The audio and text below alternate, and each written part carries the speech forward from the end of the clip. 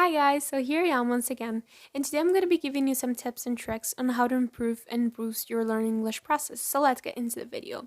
And before we actually dive into the tips, I'd like to emphasize here that everything is a process. It takes time, and at the beginning is pretty challenging and frustrating and overwhelming, but at the end of the day, everything is worth it. For example, from my personal experience, I can assure you that English has changed my life completely upside down.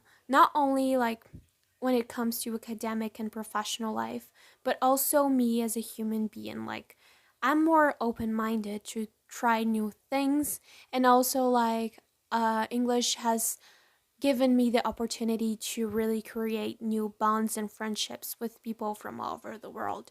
And I love this power that languages have, that they can connect people from different perspectives and different cultures, and I love that. So that was the longest intro, but I just wanted to tell you that your learning English process is not meant to be something like overwhelming and you just sit down for 2 hours and study grammar. No, you can have fun simultaneously, and I think it's fascinating. But let's get into the video. And my first tip is to focus on a dialect, because on top of that, you work on your pronunciation. And that's pretty important because, like, English is literally all over the place, and you need to figure out on which dialect you're going to focus on in order to work on your pronunciation, and also like follow people and consume content from that certain dialect. Second tip is to change your phone's language. That tip actually my mom gave me, and it seems pretty basic, but I swear to you that it helps you a lot,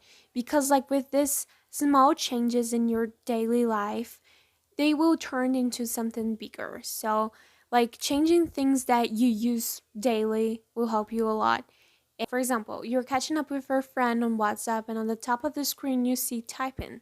And like naturally you will start like relating the words, so it's pretty good for you to just get vocabulary and new words. So highly recommend. Next tip is to speak to yourself in the bathroom. It doesn't matter, like even if you have a limited vocabulary, just try to flow. I know that in the beginning it's pretty hard. For me, for example, I remember that in the shower I used to pretend that I was like doing an interview and I was like someone famous, and my vocabulary was pretty limited, but like gradually I started making progress, and that helps you a lot. Next step is to record yourself, because this is going to help you a lot with like figuring out your mistakes and trying to solve them out. And even if you don't have like a tutor or a teacher to listen to you and just like tell you what mistakes you were making, by listening to your voice, you will gradually start figuring out that things that you did wrong. And my next tip is to talk to people. I don't care if you don't have anyone to talk with. I also don't have anyone to talk here at home, but like there are so many online resources, different websites that you can use to connect with people from different parts of the world. Well, there's a website called Free for Talk where you can connect with different people and like with different levels. So even if you're a beginner, you just can create a new classroom, which is like for full beginners, and that's pretty nice.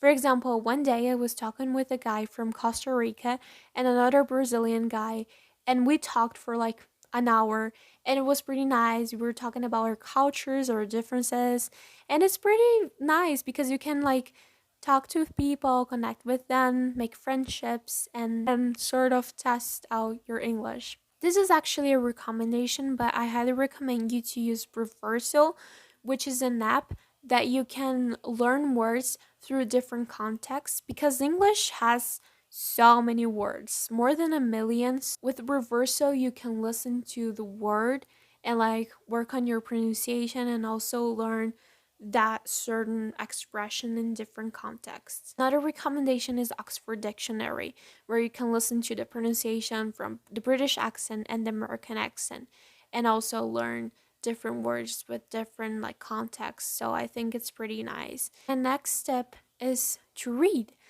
books, read texts. For example, me, I'm not really into reading, not gonna lie. Like, I am not that type of person who reads tons of pages and books. Even in Portuguese, I don't read that much, but just try to read like the news, something like that, because written gives you new vocabulary and helps you a lot. My next step is to listen to podcasts. There are so many on Spotify, for example. I have some recommendations, which are Talk Nasty to Me, The Daily, and also What We Said. Podcasts are a good way for you to like practice your comprehension and your listening skills. And if you're a beginner, there are also like some beginner podcasts available on Spotify. So there are so many. Next tip is to write, which is pretty important because I think sometimes we tend to forget about this skill, which is pretty important. And like when you take proficiency test, you need to write. So like try to create a habit of like writing constantly. You don't need to write every day, but try to write about your day like every other day. I don't know. Just try to create a writing habit that you can stick to. Finally, the last tip is to watch everything that you can in English, such as series, YouTube videos, and you can have fun, like watch something that you're really into and really interested in and still learn the language. And in the beginning, eventually, you will find many obstacles of like comprehension.